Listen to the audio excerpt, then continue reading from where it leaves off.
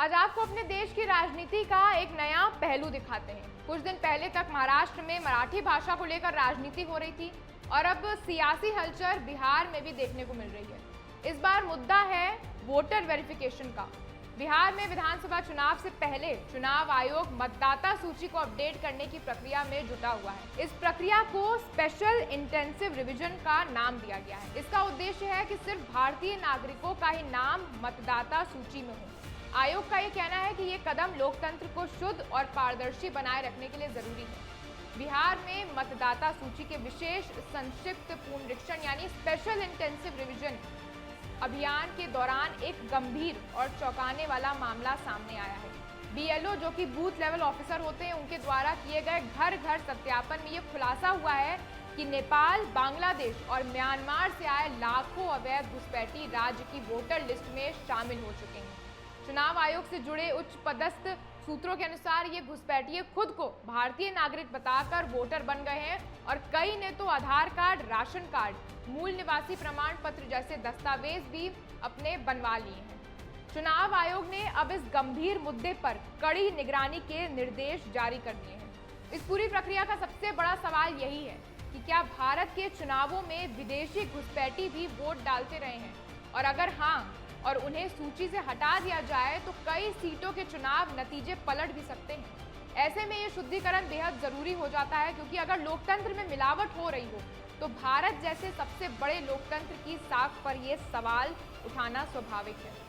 BLO द्वारा जुटाई गई प्रारंभिक रिपोर्ट में जो बताया गया है कि 1 अगस्त से 30 अगस्त तक राज्य भर में घर घर जाकर विशेष जांच अभियान चलाया जाएगा और इस दौरान जिन व्यक्तियों के दस्तावेज असली नहीं पाए जाएंगे उनको वोटर लिस्ट से हटा दिया जाएगा। इस विशेष पुनरीक्षण के बाद 30 सितंबर को अद्यतन मतदाता सूची प्रकाशित की जाएगी और अगर किसी मतदाता का नाम इस ड्राफ्ट लिस्ट में शामिल नहीं होता है तो वह संबंधित मतदाता अधिकारी या जिला निर्वाचन अधिकारी के समक्ष अपना दावा या आपत्ति दर्ज भी करवा सकता है। लेकिन सवाल उठता है कि अगर चुनाव आयोग मतदाता सूची को दुरुस्त कर रहा है तो कई राजनीतिक दलों को इससे दिक्कत क्यों हो रही है। कांग्रेस, आरजेडी और महागठबंधन की अन्य पार्टियां चुनाव आयोग पर यह आरोप लगा रही है कि वह वोट बैंक को टारगेट कर रही है और ये एक राजनीतिक साजिश है। वहीं अगर हम भाजपा और उनके समर्थकों की बात करें तो उनका आरोप है कि कांग्रेस और आरजेडी जैसी पार्टियों का बिजनेस मॉडल ही वोट बैंक की राजनीति पर टिका हुआ है और इसलिए जब वोटर वेरिफिकेशन से फर्जी मतदाताओं को हटाने की बात हो रही है तो इन दलों को नुकसान होता दिख रहा है। अब चुनाव आयोग ने इस पर सफाई देते हुए भारतीय संविधान के अनुच्छेद 326 का हवाला दिया है, जिसमें कहा गया है कि केवल भारतीय नागरिक जो कि 18 वर्ष से ऊपर हों उन्हें ही वोट डालने का अधिकार है।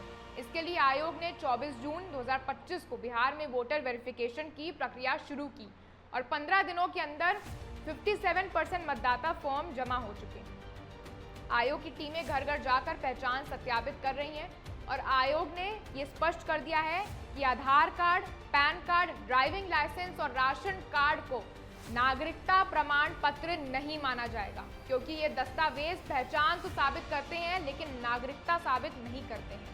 कांग्रेस और आरजेडी का तर्क है कि नागरिकता तय करना सरकार का काम नहीं है, ये सरकार का काम है, चुनाव आयोग का काम नहीं है।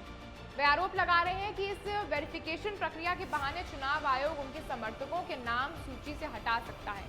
हर बार देश में जब कोई राजनीतिक प्रदर्शन होता है उसमें तोड़फोड़, टायर जलाना, दुकानों को बंद कर देना, हिंसा करना, भारत बंद करना, ये आम बात बन चुकी है। इससे सबसे ज्यादा तकलीफ आम आदमी को ही होती है।